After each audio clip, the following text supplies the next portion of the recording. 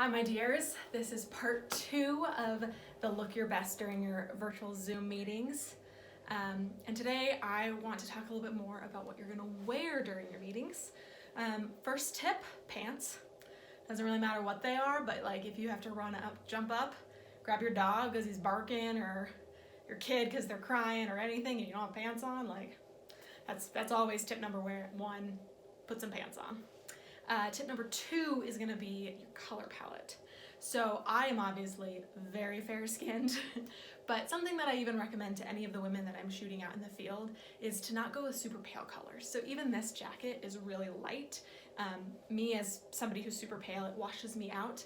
And the camera I'm using to film this is actually a higher quality camera than what's on your laptop or your desktop.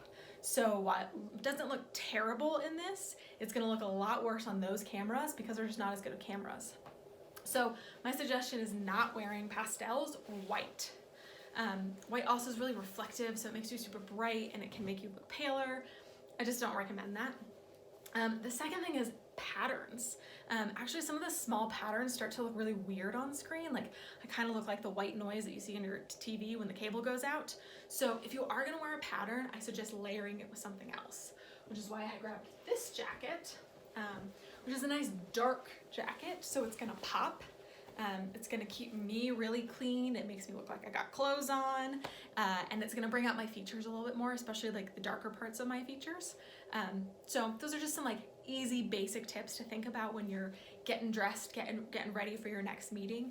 I also am a really big fan of dressing up every day and still feeling like I'm going into work and going into meetings and looking my best. You want to look the way that you want to feel, and you'll end up feeling that way. So those are some quick tips for Zoom this week, and I hope you guys have some great meetings.